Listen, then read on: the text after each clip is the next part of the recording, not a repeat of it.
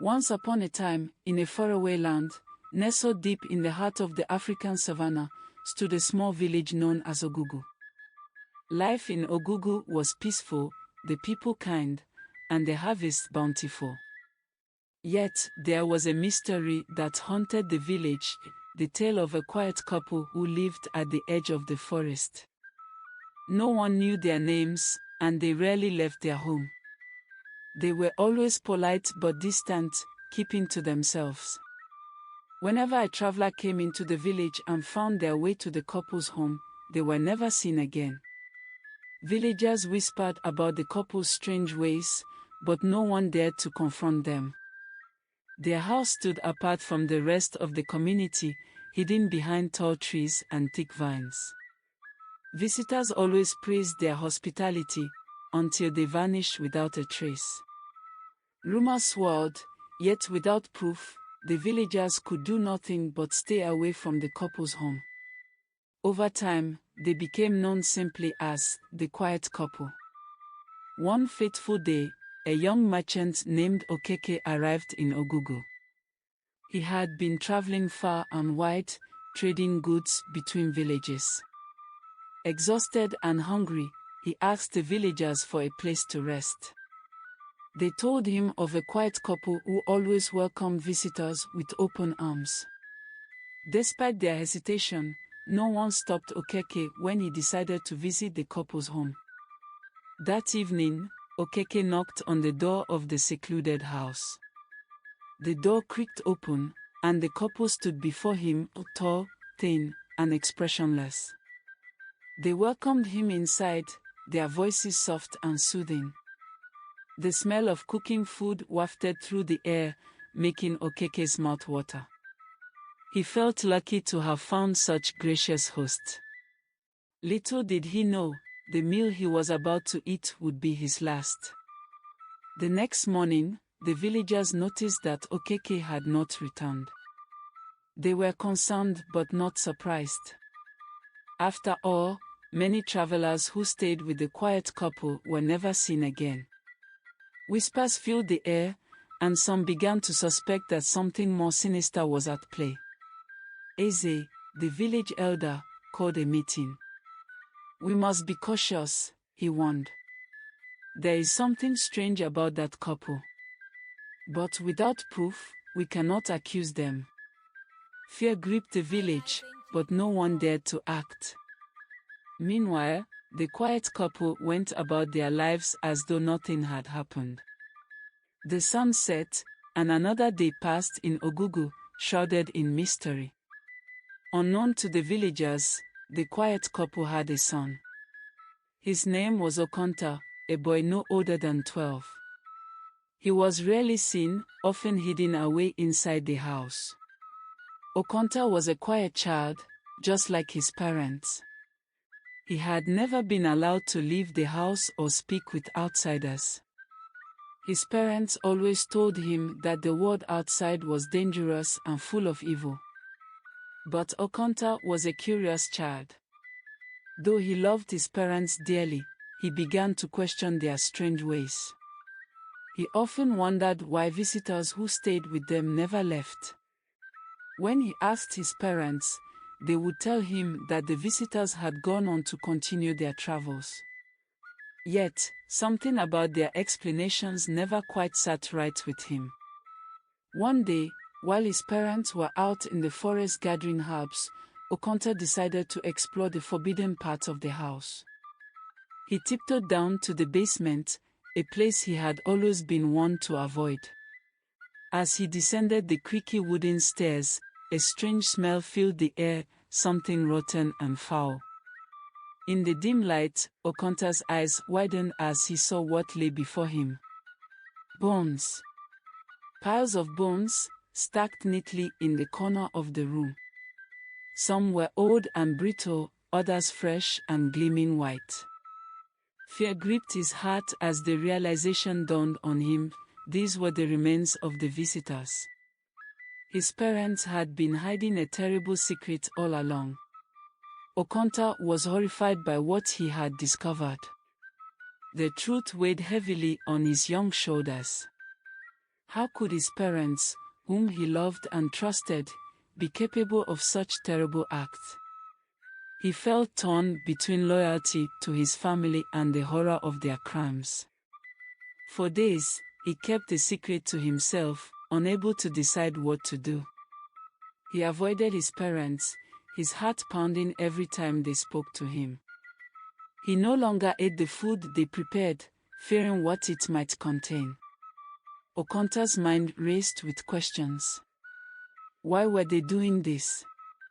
How long had it been going on? And most importantly, how could he stop them? As Okonta struggled with his conscience, a stranger arrived in Ogugu. The man was tall and strong, with eyes that seemed to see right through people.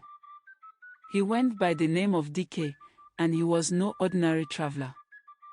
Dike was a hunter, known for his bravery and sharp instincts. He had heard rumors about the quiet couple and their disappearing visitors, and he had come to uncover the truth. The villagers, weary and frightened, warned Dike to stay away from the couple's home. But Dike was not afraid. He told them that he had encountered many dangers in his life and that this was just another challenge. The villagers watched nervously as he made his way toward the quiet couple's house, unsure if they would ever see him again. When Dike arrived at the quiet couple's home, he was greeted with the same polite smiles and warm hospitality that had fooled so many before him. The couple invited him in, and he accepted without hesitation. Okonta watched from the shadows, his heart racing. He knew what would happen next. His parents would offer the man food, and by morning, he would disappear like all the others. As night fell, Dike sat at the table eating the meal the couple had prepared for him. But unlike the others, Dike was not easily fooled. He had noticed the tension in Okonta's eyes and the way the couple seemed to watch him too closely. He pretended to eat but remained on high alert, ready for anything. As the night dragged on, Okonta's guilt became unbearable. He couldn't let another person fall victim to his parents' monstrous ways. Quietly, he slipped out of his room and approached Dike. His voice was barely a whisper as he warned the hunter, "You have to leave. My parents, they're not who you think they are. They've done terrible things." Dike looked at the boy, his expression serious but calm. He had suspected as much, but hearing it confirmed by Okonta gave him the final piece of the puzzle. He nodded slowly, understanding the danger he was in. "I will help you," Dike whispered back. "But we must be careful." Okonta and Dike knew they had little time. The quiet couple would soon reveal their true nature, and they needed to act fast. Together, they devised a plan to expose the couple and put an end to their gruesome deeds. Dike would pretend to fall asleep, lulling the couple into a false sense of security. Okonta would then create a distraction, allowing Dike to confront the couple without warning. As they set their plan into motion, the air in the house grew tense. Okonta's heart pounded in his chest as he prepared to betray his parents. He loved them, but he could not ignore the truth any longer. Dike lay on the floor, feigning sleep, while Okonta crept toward the door, ready to make his move. The house was eerily quiet as midnight approached.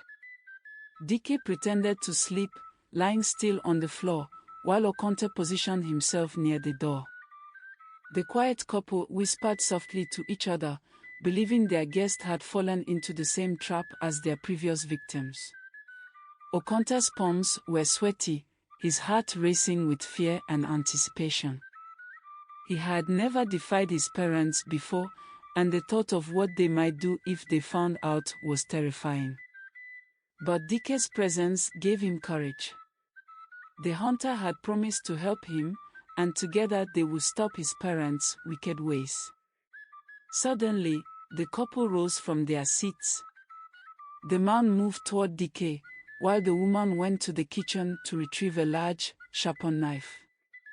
Okonta's eyes widened in horror. This was it. They were about to strike. Just as his mother raised the knife to deliver the fatal blow, Okonta screamed, "Stop!" The sound of his voice echoed through the house, and both his parents froze in place. Dike, who had been prepared for this moment, leaped to his feet, drawing a hidden dagger from his belt. The quiet couple turned to face Dike, their faces twisted in rage. They had been caught off guard, but they were not willing to give up without a fight. The woman lunged at Dike with the knife, but he was quick, dodging her attack and disarming her in one swift motion. The man, though older and slower, grabbed a heavy iron rod from the hearth and swung it wildly at the hunter. Dike, agile and focused, evaded the blows, delivering a sharp kick that sent the man sprawling to the ground. Okonta watched in shock, torn between fear for his life and disbelief at seeing his parents exposed for what they truly were. But the battle was not just one of strength, it was a test of wits. The couple knew every inch of their home and used it to their advantage. The woman threw a pot of hot soup toward Dike, but he dodged it just in time. The man tried to block the door, but Dike was too quick, grabbing Okonta by the arm and making for the exit. Dike and Okonta burst through the front door and ran into the night. The quiet couple, enraged at being thwarted, gave chase. The moon was high, casting long shadows across the village as the two fugitives raced toward safety. The sounds of footsteps and angry shouts echoed behind them, but Dike knew they couldn't outrun the couple for long. Thinking quickly, he led Okonta into the forest, where the thick trees and dense underbrush would slow their pursuers.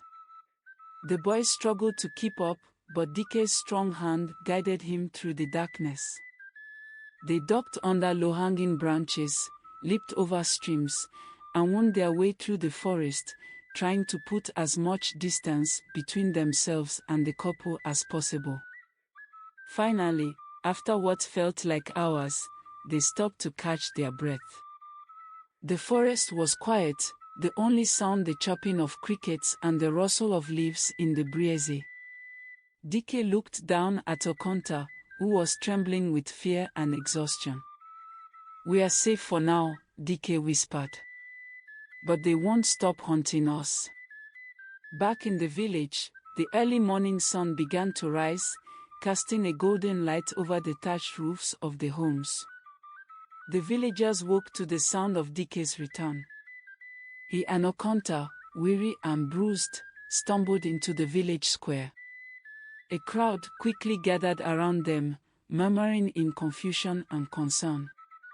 Eze, the village elder, stepped forward. "What is the meaning of this?" he asked, his eyes narrowing as he looked at the exhausted pair. Okonta, barely able to stand, fell to his knees. "My parents, they've been hiding a terrible secret. They've been eating the visitors who come to our home." His voice trembled with the weight of his confession, but there was no turning back now. "They've done it for years." The villagers gasped in shock. Many had suspected something was wrong, but to hear it confirmed was beyond their worst fears. Eze raised his hand to silence the crowd. "This is a grave accusation, young one. We must seek the truth." Dike stepped forward, his expression grim. "It's true. I saw it with my own eyes.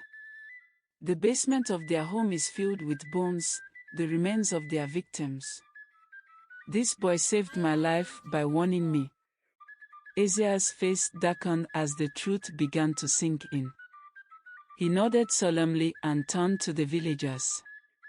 "We must confront them. But we must do so carefully. If what the boy says is true, they are dangerous." A group of brave villagers, led by Dike and Eze, armed themselves with spears and machetes. They made their way toward the edge of the village, where the quiet couple's house stood. The air was thick with tension as they approached the home, unsure of what they would find. The villagers gathered outside the quiet couple's home, their weapons raised and ready. Eze stepped forward, his voice steady but filled with authority. "Come out," he called. "We know what you have done. There is no escape." For a moment, there was silence. Then, the door creaked open, and the couple stepped outside. Their expressions were cold and emotionless, but there was a hint of something darker in their eyes, something dangerous. "We only did what we had to," the man said calmly. "Survival requires sacrifice." The villagers recoiled in horror at his words, but Dike remained steady. "Your lies end here," he said, raising his spear. "You will answer for your crimes." The villagers encircled the couple, their faces filled with anger and disgust. There was no longer any doubt about the couple's guilt. The evidence in the basement, combined with Okonta's testimony and Dike's eyewitness account, had sealed their fate. Eze spoke once more, his voice heavy with sorrow. "You have betrayed the trust of this village and brought death upon innocent lives. For this, you must face the consequences." The quiet couple, realizing they could not escape, exchanged a glance. For the first time, there was fear in their eyes. Justice in Ogugu was swift. The couple, once silent and mysterious, now faced the full wrath of the village. There would be no place for monsters in their midst. The quiet couple stood in the village square, surrounded by the people they had deceived for years. Eze, the village elder, looked at them with a mixture of disappointment and fury. The villagers, armed with justice and the memory of those who had disappeared, were ready to act. However, Eze held up his hand, signaling for calm. "We are a people of justice," he said, his voice carrying over the murmurs of the crowd. "They must face the consequences, but we will not stoop to their level of cruelty. We will give them a chance to confess." The quiet couple remained silent, their faces unreadable. The woman, who had once been the embodiment of hospitality, stared blankly at the villagers, while the man's lips tightened into a thin line. It was clear they had no intention of showing remorse. Finally, the man spoke, his voice low and defiant. "We did what we had to. The forest provides for those who know how to take. You do not understand." The crowd gasped, shocked by his lack of regret. Okonta, standing beside Dike, could hardly believe what he was hearing.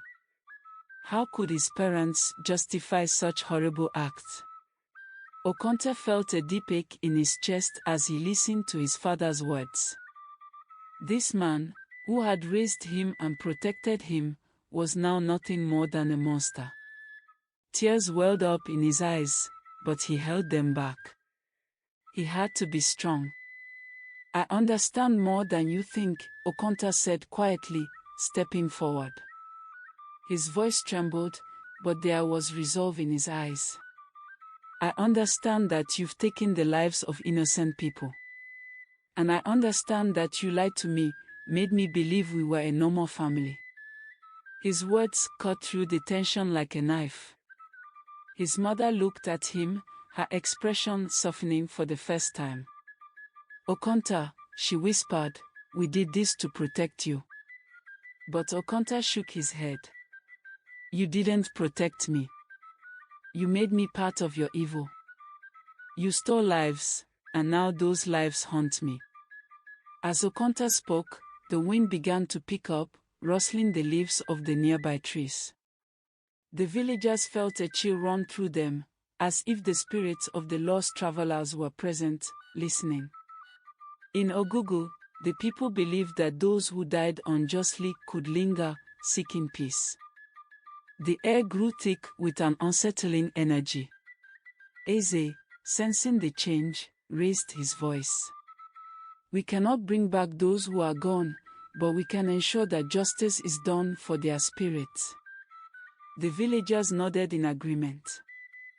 They knew that if they didn't act swiftly, the spirits of the dead would never find rest.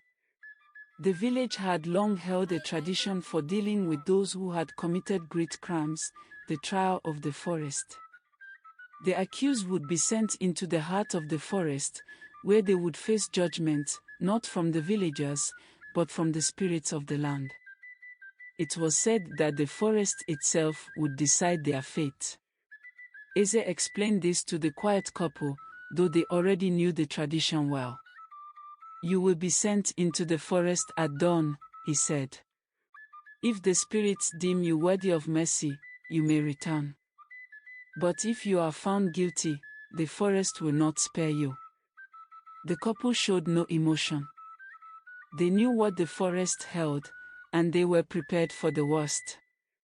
But the villagers, too, understood the gravity of the punishment. Few who entered the forest under such circumstances ever returned.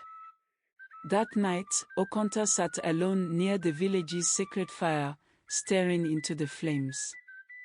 He had exposed his parents, and justice was being served, but his heart was heavy. These were still his parents, the only family he had ever known. He had loved them once, and part of him still did. Dike approached and sat beside him, sensing the boy's turmoil. You did the right thing, Okonta, he said quietly. It takes great courage to stand up for what is right, even when it means going against those you love. Okonta nodded, but the words did little to ease his pain. I feel so lost. I don't know what to do now. Dike placed a hand on the boy's shoulder. The village will help you. You are not alone. At dawn, the quiet couple were led to the edge of the forest. The villagers stood in solemn silence, watching as the couple prepared to enter. Okonta, standing beside Eze, could hardly bear to look. His mother turned to him one last time, her eyes filled with something he couldn't quite read, regret, perhaps, or maybe just resignation. We love you, Okonta, she whispered. No matter what happens, remember that. Without another word, the couple stepped into the forest, disappearing into the thick foliage. The villagers waited for a moment, then slowly turned back toward the village, leaving the couple to face their fate. In the days that followed, the village of Ogugu was filled with a somber mood. Though the quiet couple had been the source of horror, there was no joy in their punishment. The villagers mourned for the lost travelers and for the quiet couple's son, Okonta, who had been left without a family. Eze called for a time of mourning and remembrance. Each night, the villagers gathered around the sacred fire, telling stories of those who had disappeared. They spoke their names aloud, ensuring that they would not be forgotten. Okonta sat quietly, listening to the stories. For the first time, he truly understood the weight of his parents' actions. They hadn't just taken lives, they had stolen futures, dreams, and the love of families who never saw their loved ones again. One night, as the villagers gathered around the fire, something strange happened.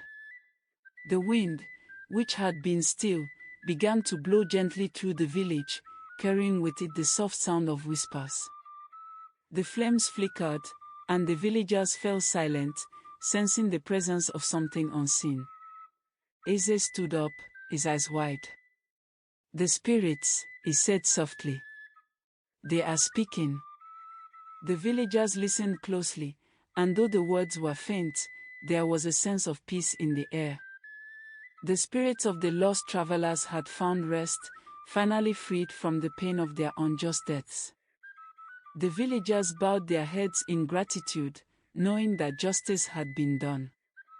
With the spirits at peace, life in Ogugu began to return to normal. But for Okonta, nothing would ever be the same. He had lost his parents, and though they had committed terrible acts, they were still his family. The village, sensing his pain, welcomed him with open arms, offering him a place among them. Dike, who had taken a special interest in the boy, offered to teach him the ways of hunting and survival.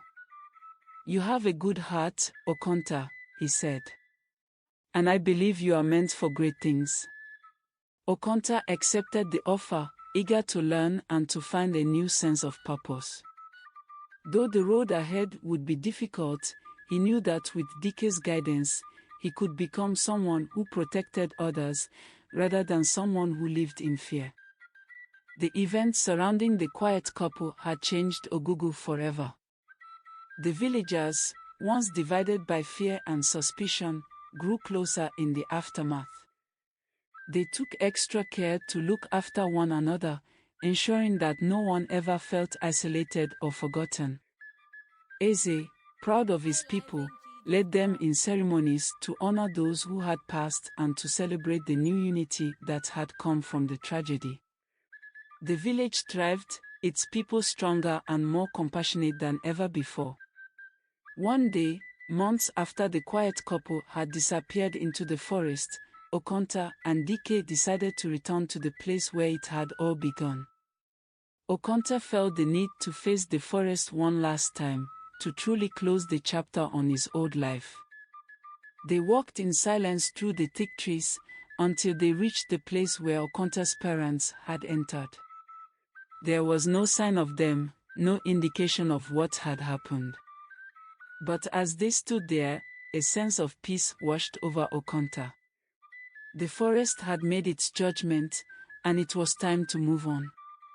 With the past behind him, Okonta looked toward the future. He had been through unimaginable pain, but he had survived. And now, with Dike by his side and the support of his village, he was ready to begin a new life. The village of Ogugu continued to thrive, its people always remembering the lessons of the past. And as the years went by, Okonta grew into a wise and brave young man, known throughout the land for his strength, compassion, and unwavering sense of justice. The quiet couple, once feared and shrouded in mystery, became nothing more than a distant memory. And the spirits of the lost travelers, now at peace, watched over the village, ensuring that it would never fall into darkness again. Life at times can place us in situations when we need to stand up for what is right regardless of who is involved. I hope you learned a lot from this story. Would you have done the same and exposed your parents? Or you would have protected their secret? Drop a comment in the comment section below. Watch out for the next mind-blowing story you won't believe still happens in our societies today. Thank you so much for listening. Please like and subscribe to our channel. Stay tuned for tales that will keep on blowing your mind.